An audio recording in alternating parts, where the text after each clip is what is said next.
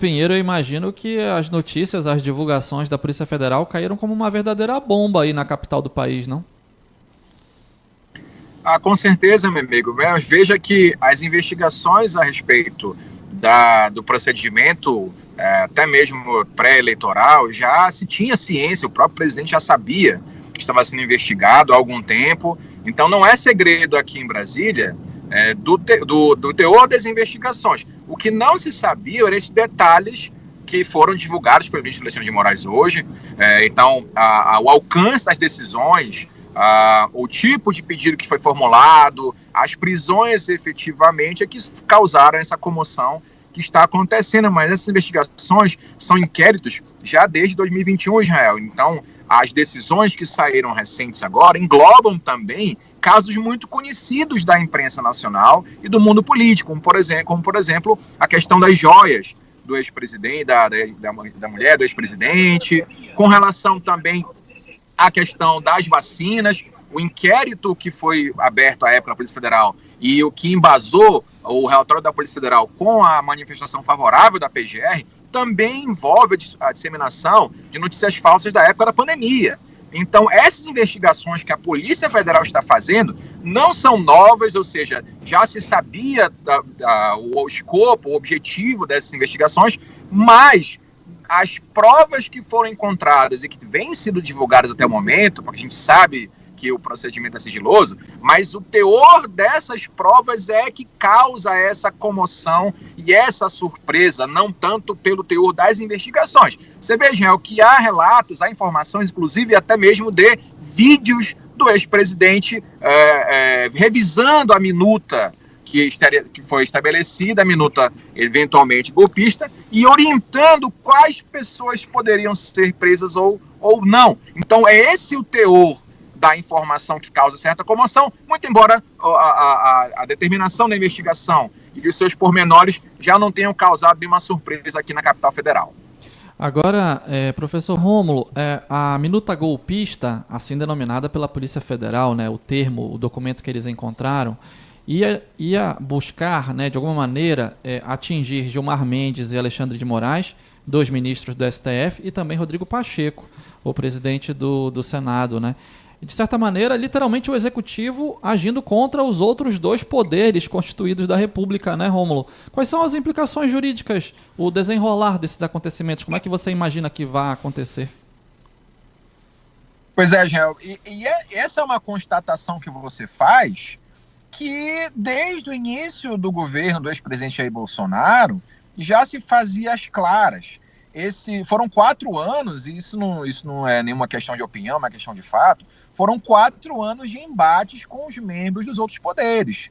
Nós vimos esses embates semanalmente, diariamente, contra membros do STF, e isso ficou muito claro desde o início, que ali havia um ponto de atrito entre pessoas, inclusive, não se falava em órgãos, e sim em pessoas, os ataques eram pessoais, e fazia parte de uma estratégia política do ex-presidente. Ele angariava, e até hoje angaria, adeptos e seguidores, pessoas que têm essa percepção de que há todo um concerto engendrado para persegui-lo, para atacá-lo, enfim, dificilmente, e eu sou um pouco mais realista, talvez pessimista, mesmo com esse calhamaço de provas que a princípio parece ser bem forte, contundente, haverá pessoas ainda que não acreditarão, ou então acharão que há uma implantação de provas que não existem, e de certa forma acaba sendo muito complicado o convencimento desse tipo de pessoa. Por outro lado, Israel, com o passar do tempo,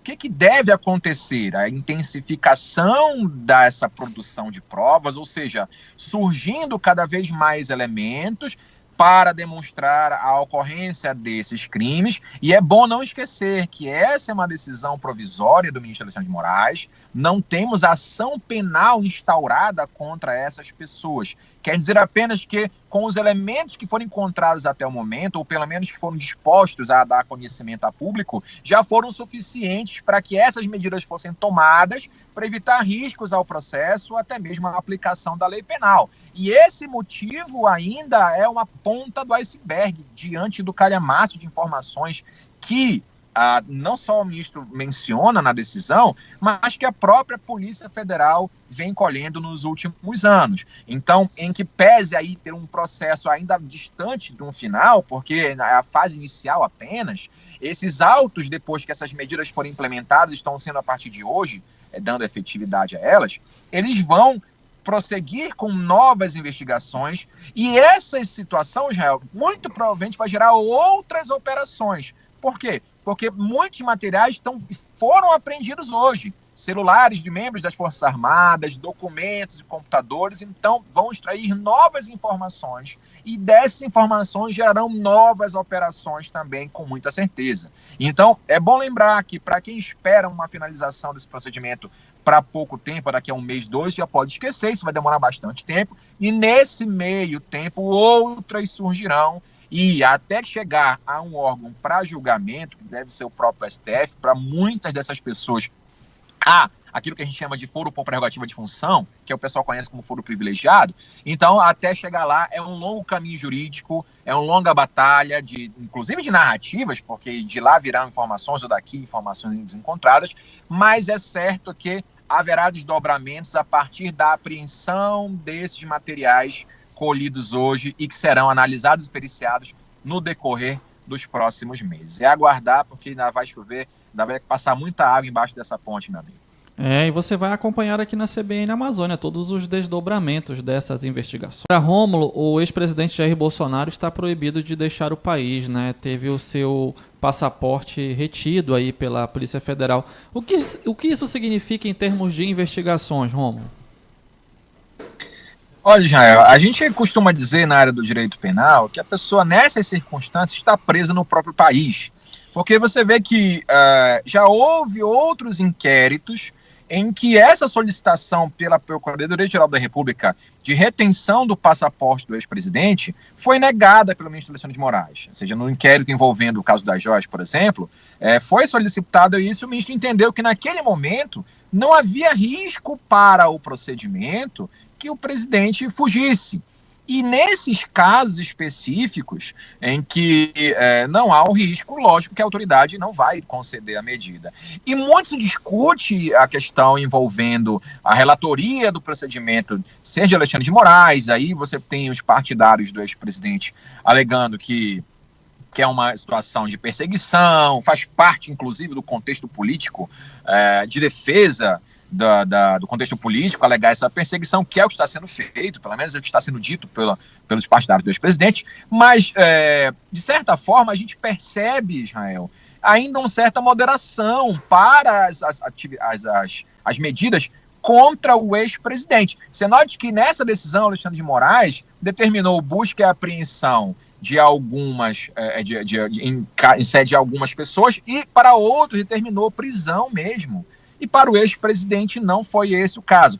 No entanto, diferentemente das outras oportunidades, aqui o ministro viu um risco, sim, do presidente se evadir do país. Inclusive, Felipe Martins, que era a questão ali que fazia a parte jurídica, o assessoramento jurídico do núcleo de atuação dessas pessoas, viajou com o ex-presidente ao final do ano para Orlando sem passar pelo controle migratório do país.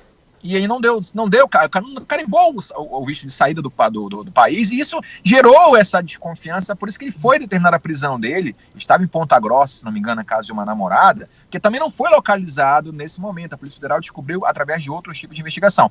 E então, por essas circunstâncias, se entendeu que havia sim um risco do ex-presidente de se evadir do país, e aí a justificativa é sempre a mesma, de que aqui há uma perseguição, quanto mais.